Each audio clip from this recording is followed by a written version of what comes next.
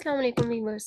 इस वीडियो में है टॉपिक फ्रॉम 163 टू 172 और इंशाल्लाह आप अंडरस्टैंड करेंगे। अगर आपको कोई क्वेश्चन हो नीचे कमेंट में आप कमेंट कर सकते हैं और इंशाल्लाह कमिंग लेक्चर भी जल्द में अपलोड कर दूंगी। अच्छा, व्हाट आर टीम्स? टीम्स क्या चीज़ हैं? टीम क्या चीज होती है? यहाँ पर इसकी डेफिनेशन मैंने हाईलाइट की हुई है। Team is more than just a group of people. ये एक ग्रुप ऑफ पीपल से बढ़कर एक चीज होती है। अब वो क्या चीज है? Team is a people coming together with a common objective to achieve. कि टीम वो होती है, ग्रुप ऑफ पीपल होता है जिनका कॉमन ऑब्जेक्टिव होता है अचीव कर मतलब एक ही ऑब्जेक्टिव होता है जो उसने अचीव करना होता है। So all those who are mutually accountable for work and are seen as a social entity within the organization. अब एक इम्पोर्टेंट चीज क्या है? It is true to say that all teams are group but all groups are not teams. के तमाम teams group तो हो सकते हैं बट ग्रुप्स, जो तमाम ग्रुप्स हैं वो टीम नहीं हो सकती। वो किस तरह से? कि डिफरेंट ग्रुप्स ऑफ पीपल्स हैं, ठीक है, और वो डिफरेंट डिफरेंट टीम्स हैं। हर किसी का अपना अपना, हर एक ग्रुप का, एक टीम का एक ऑब्जेक्टिव होगा, कॉमन ऑब्जेक्टिव, और उसमें 10-12 लोग हैं और वो उस ऑब्जेक्टिव को अचीव करने के लिए उस पर वर्कआउट कर रहे होंगे। बट अगर हम देखें कि all groups are not team, कि अब तमाम ग्रुप्स टीम भी नहीं हो सकते। मतलब there are many groups, suppose 5 groups हैं। हर 5 ग्रुप्स का अपने अपने ऑब्जेक्टिव्स हैं और उन 5 ग्रुप्स में 10-10 लोग हो सकते हैं, ठीक है। तो अगर उन तमाम ग्रुप्स को कलेक्टिवली हम कंबाइन करें तो तमाम ग्रुप्स का एक ऑब्जेक्टिव नहीं बनेगा बल्कि वो 5 ऑब्जेक्टिव्स बन सकते हैं, क्योंकि 5 ग्रुप्स हैं, 5 ऑब्जेक्टिव्स या इससे ज्यादा हो सकते हैं। तो उनका कॉमन ऑब्जेक्टिव ना हुआ, that's why all teams are group. सब टीम्स ग्रुप तो होती हैं but not all the groups are teams.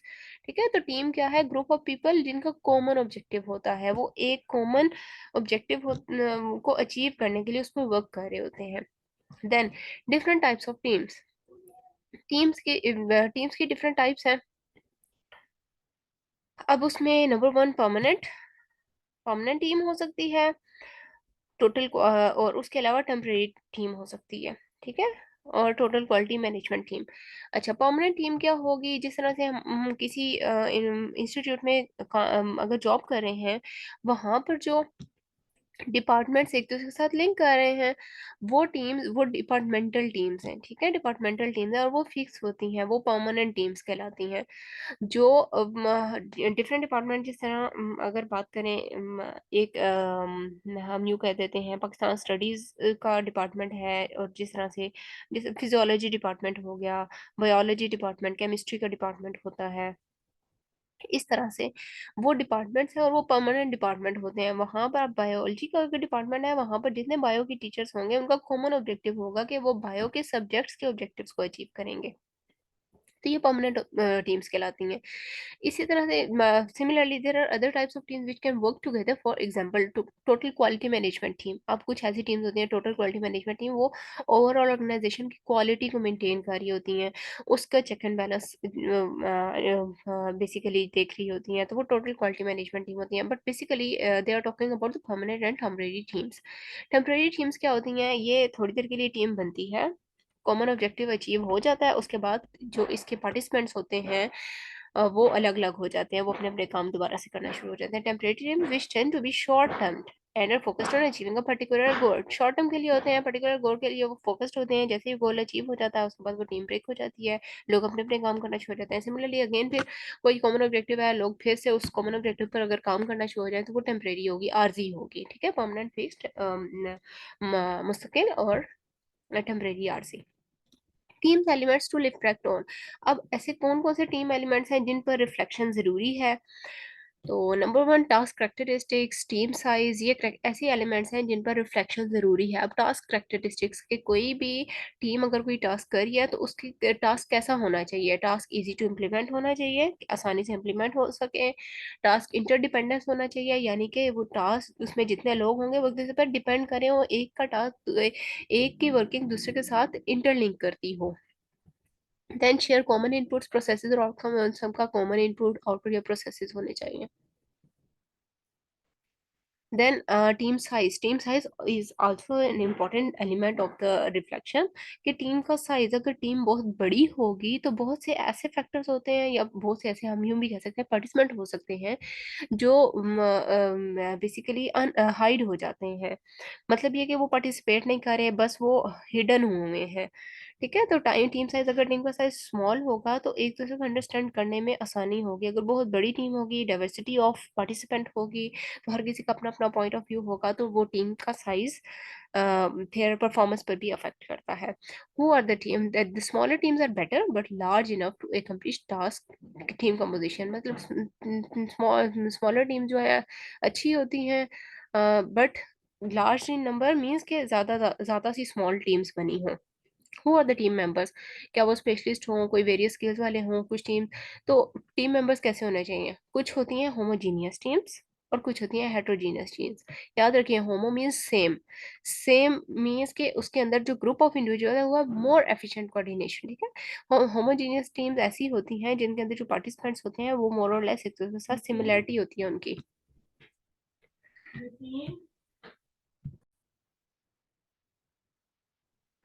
Heterogeneous teams में there is a conflict between the team members. ये मैंने ये जो अंडरलाइन किए हुए हैं, ये बेसिकली डिफरेंस को अंडरलाइन किया हुआ है कि जो होमोजीनियस टीम है वो एफिशिएंट कोऑर्डिनेशन होती है उनकी, क्योंकि जो थिंकिंग एबिलिटी होती है, थिंकिंग स्किल्स होती हैं, वो मैच कर रही होती हैं पार्टिसिपेंट्स या टीम मेंबर्स की। तो उनकी एफिशिएंट कोऑर्डिनेशन होती है, वो बेटर एट वर्किंग टुगेदर होते हैं, developing an entity in their own right, वो अपने तरीके से अपने राइट के अकॉर्डिंगली डेवलप कर सकते हैं एंटिटी। और हायर डिग्री ऑफ सेटिस्फेक्शन होती है अमंग वर्कर्स, और लेस कॉम्प्लेक्स होती हैं जो होमोजीनियस टीम्स हैं। Individuals working in a group who are not functioning as team and have more conflict and the pace of work is relatively slower as are known as heterogeneous. तो heterogeneous कौन सी हैं? जिनमें जो team members के दरमियान conflicts बहुत होते हैं, तजाद बहुत ज़्यादा होते हैं, और वो बहुत उनका जो स्पीड ऑफ वर्किंग होती है वो स्लो होती है। Heterogeneous teams are more creative, oh but ये क्रिएटिव भी होती हैं और कॉम्प्लेक्स होती हैं। कॉम्प्लेक्स हो, कॉन्फ्लिक्ट है तो फिर कॉम्प्लेक्स हो होगा, कॉम्प्लेक्सिटी डेवलप होगी। क्रिएटिव किस तरह से होती हैं? हेटेरोजीनियस में डिफरेंट माइंड होते हैं। ठीक है, तो हर माइंड की अपनी कैपेबिलिटी होती है टू थिंक। तो जो क्रिएटिविटी होती है वो ज्यादा होती है in heterogeneous teams. It is very important for the ability to understand the organisation dynamics in order to be more successful and reflective. तो इसलिए अगर रिफ्लेक्टिव प्रैक्टिशनर को ऑर्गेनाइजेशनल डायनामिक्स वो समझना बहुत ज़रूरी है, अगर वो एक सक्सेसफुल रिफ्लेक्टिव प्रैक्टिशनर बनना चाहता है। अब ऑर्गेनाइजेशनल डायनामिक्स कौन से हैं, ये आगे आएंगे, हम वो पढ़ेंगे बाद में। अच्छा, स्टेजेस ऑफ टीम डेवलपमेंट की 4 स्टेजेस हैं। Forming stage, storming stage, norming stage and performing stage. Forming stage का वर्ड, फॉर्मिंग स्टेज में क्या होता है? फॉर्म, फॉर्म का मतलब है बनना। ये वो स्टेज है जिसमें एक्चुअली टीम गठी हो रही है, टीम मेंबर्स इकट्ठे हो रहे हैं, तो ये टीम बेसिकली एक्चुअली बन रही होती है। ठीक है, the group gets together and start to know others in the group. इसमें टीम मेंबर्स को इकट्ठे हो रहे होते हैं, वो अदर मेंबर्स को भी जान रहे होते हैं। This is the first stage of team building and sets the tone of how the team will operate. और ये एक बेसिक बेसिक एक बुनियाद रख रही होती हैं टीम की। Then second is the storming phase. Storming stage of development क्या है? स्टॉर्मिंग का वर्ड स्टॉर्म से निकला है, स्टॉर्म तूफान को कहते हैं। तो जब तूफान आए तो फिर हम यूं इसको इस सेंस में लेते हुए इसके जस्ट ये याद रखने का एक तरीका बता रही हूँ। देयर इज इस स्टेज में कॉन्फ्लिक्ट होता है अमंग टीम मेंबर्स, कि जब वो नए नए सारे टीम मेंबर्स कलेक्ट हुए हैं, अब उनको एक दूसरे के अंडरस्टैंड करने में कुछ ना कुछ कॉन्फ्लिक्ट्स आएंगे, हर किसी की अपनी थिंकिंग होगी, हर किसी का अपना पॉइंट ऑफ व्यू होगा, तो इसमें कॉन्फ्लिक्ट अराइज कर सकते हैं in group. Then norming stage. Norming stage, norm का वर्ड नॉर्मल से याद रखना है आपने, कि इस स्टेज में सब नॉर्मलाइज हो चुका होता है, हर टीम मेंबर को उसका रोल और जो उसकी ड्यूटी है वो क्लियरली डिफाइन हो चुकी होती है। Roles are clearly defined and people start to take on these roles within the group efficiently and effectively. तो और जो टीम मेंबर्स हैं वो अपना जो टास्क है वो एफिशिएंटली इफेक्टिवली प्ले करने के लिए रेडी हो जाते हैं। Then performing stage. अब ये सब कुछ रेडी हो चुका है, एक सीक्वेंस से जा रहे हैं परफॉर्मिंग स्टेज में। अब ये टीम मेंबर्स परफॉर्म करेंगे, जो जो उनके रोल हैं वो, जो जो उनकी ड्यूटीज हैं वो। Everyone supports each other and understand how to work towards achieving a common goal.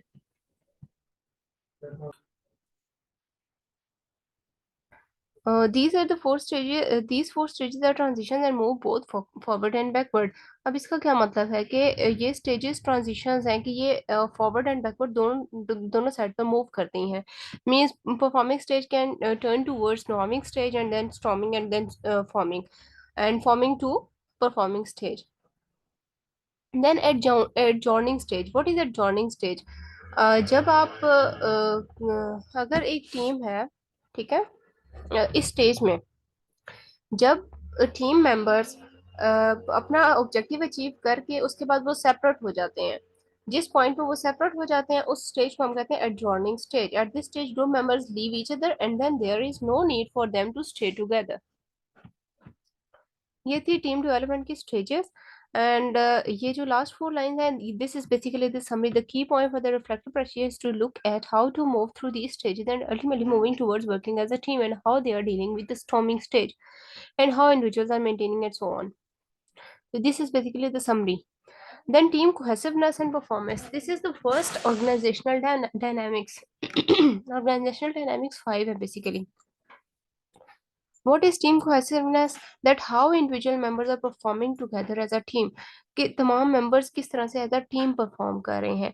Way the reflective person fits into team cohesiveness कि कितनी उनके अंदर बाउंडिंग, जो बाउंडिंग है वो कितनी स्ट्रांग है. That is team cohesiveness. Team cohesiveness is based around a number of factors of team.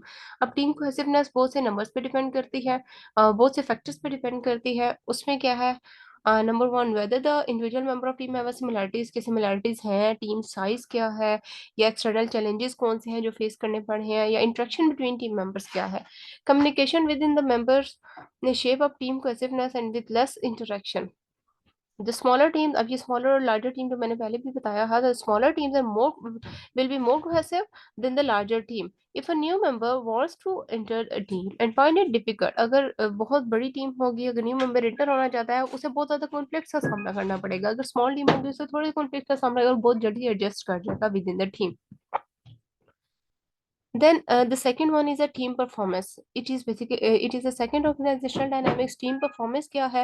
The impact जो team perform करी है basically the team norms sporting, और team norms कैसे होने चाहिए? Sporting होने चाहिए, और वो sportive हो सकते हैं या opposing the school goals होते हैं कि school के जो goal या objective है उसको या तो support कर रहे होंगे या फिर oppose कर रहे होंगे, उसके opposite होंगे.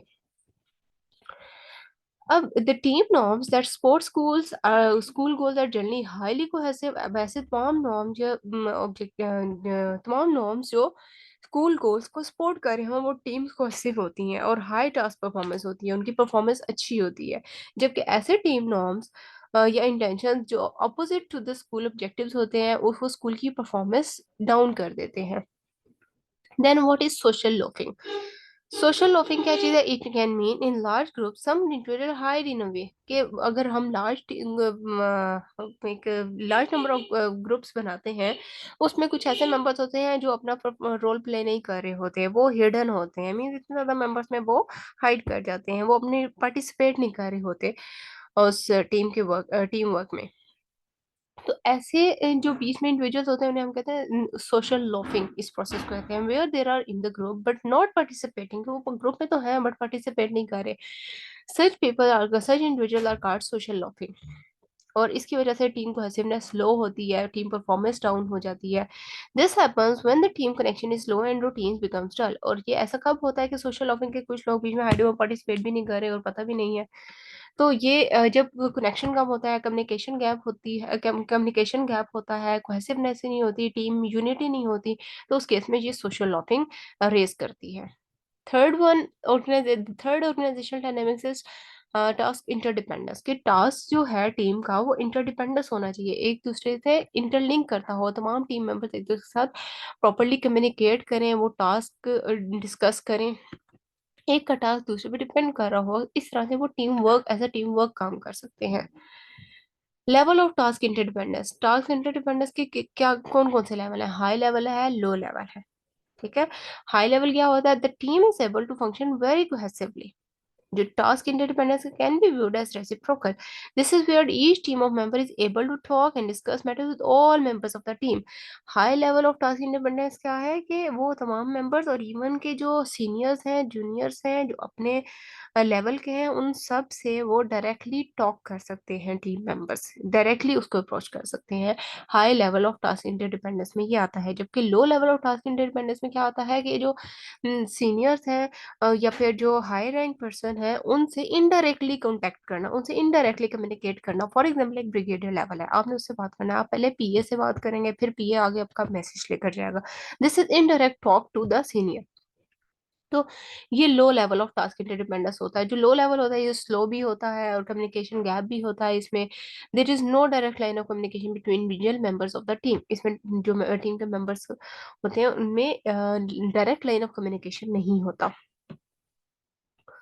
इन द मिडिल ग्राउंड, और अगर हम इन दोनों के मिडिल ग्राउंड की बात करें, सिक्वेंशियल इंटरडिपेंडेंस होती है। This is where individual members of group refer to certain other member of team so so a chain is form. इसमें एक ग्रुप मेंबर दूसरे ग्रुप मेंबर को रेफर करता है कि आप नेक्स्ट के पास चले जाओ, और उससे नेक्स्ट एंड नेक्स्ट ये या फिर एक जो सुपरवाइजर है वो सारे मेंबर्स को टास्क दे दिया, और वो सब मेंबर्स आगे फर्दर सब ग्रुप्स को टास्क डिस्ट्रीब्यूट करेंगे, और इस तरह से अदर एक चेन डेवलप हो जाएगी। तो सीक्वेंशियल इंटरडिपेंडेंस इसको बोलते हैं, जिसमें एक चेन डेवलप हो रही हो।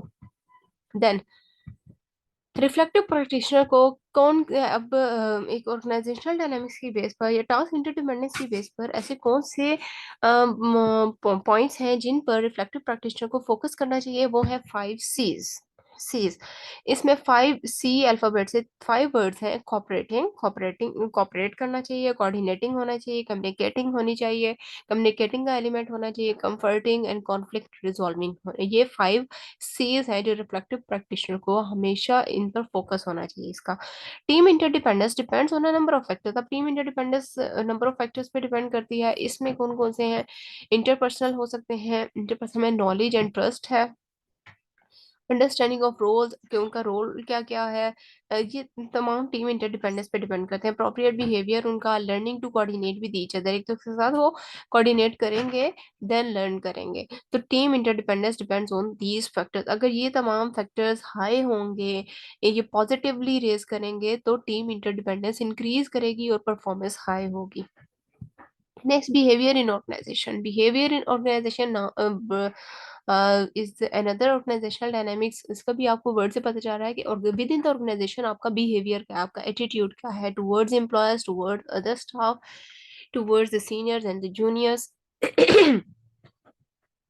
The way team behave within an educational setting have potentially very positive impact, but there can be barriers. तो ये इसका पॉजिटिव इम्पैक्ट होता है ऑर्गेनाइजेशन की परफॉर्मेंस में। तो इसमें कुछ बैरियर्स भी हो सकते हैं। उस तमाम बैरियर्स में सबसे बड़ा barrier is the group thinking. Group thinking, हर किसी का अपना वे ऑफ थिंकिंग होता है। अगर वो डिफरेंट होंगे तो ऑब्वियसली बात है कॉन्फ्लिक्ट रेज करेंगे और बिहेवियर चेंज होंगे। This is where the individual member of group are so strongly cohesive and so focused on the task and social identity of the group. Then what group thinking creates is very strong stereotype views. तो group thinking basically क्या करती है? Strong stereotype views develop करती है। Stereotype cultural difference की वजह से जब डिफरेंट पॉइंट ऑफ व्यूज जब हो तो हम इसको कहते हैं स्टीरियोटाइप। अब ग्रुप थिंकिंग के क्या सिम्टम्स हो सकते हैं? Are that people are very conscious of their interaction. कि ग्रुप थिंकिंग में जो लोग होते हैं वो इंटरेक्शन के बारे में बहुत ज्यादा कॉन्शियस होते हैं, and tend to get into personal avoidance of deviation from what appears to be a group consensus। और उन्हें इस चीज का ख्याल होता है कि वो ग्रुप का मेंबर है, और उनके जो थिंकिंग होगी, उनके जो एक्शन होंगे, वो उस ग्रुप के मेंबर्स पर अफेक्ट कर सकती है और उसकी परफॉर्मेंस पर भी अफेक्ट कर सकती है। दैट्स व्हाई दे और the members are very conscious about their points. The idea of group thinking is barrier to reflection within team and leads people to think in a unique and divided ways to form school identity। अब ऐसे कौन कौन से ways हैं जो school identity को enhance करेंगे? Specialised role और जो बैरियर्स हैं group thinking within the team क्या क्या रोल प्ले करता है? How specialised roles and functions are and how they are coordinated, कितने स्पेशलाइज्ड हैं फंक्शंस, कितने वो कोऑर्डिनेट हुए हैं, एक दूसरे के साथ इंटरलिंक है, एक दूसरे के साथ यूनिटी है उसकी, हाउ इन्फॉर्मेशन, और फिर जो इन्फॉर्मेशन है वो फ्लो कैसे करेगी among people and the group, then how the system of control task measurement valuation changes to work. अब इस इंफॉर्मेशन, जब ये इन्फॉर्मेशन फ्लो करेगी टू द पीपल, देन उस पर कंट्रोल कैसे होगा, उसका टास्क, उसकी इंप्लीमेंट कैसे होगी, इसके मेजरमेंट कैसे होगी, इवैल्यूएट कैसे किया जाएगा, सिंथेसाइज कैसे किया जाएगा। So reflective practitioner needs to reflect on good practice and need to reflect on dysfunctions. कि reflective practitioner को good practice पर focus करना चाहिए और need to reflect on dysfunctions कि dysfunctions क्या है, उनको कैसे ठीक किया जा सकता है। Then fifth one, organizational dynamic, reflecting on motivation कि मोटिवेशन, जब रिफ्लेक्टिव प्रैक्टिशनर इस चीज पर जब फोकस करेगा कि उसने मोटिवेट कैसे करना है, खुद कैसे मोटिवेट होना है और दूसरों को मोटिवेट कैसे करना है, the reflective practitioner can focus on what motivates individual within the organisation within the teams they work. अगर मोटिवेशन का एलिमेंट नहीं होगा तो जो होंगे टीम मेंबर्स वो उनकी प्रोग्रेस के चांसेस कम हो सकते हैं, वो इनकरेज नहीं होंगे।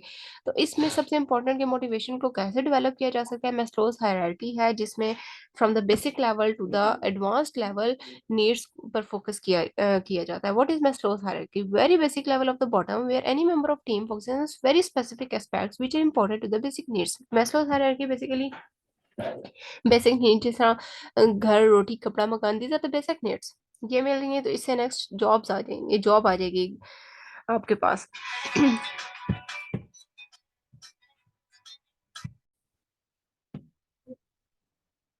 मोटिवेशन की यहाँ पर डेफिनेशन मैंने हाईलाइट की हुई है कि self regulation point of view और there is a certain degree to which an individual can influence the work environment.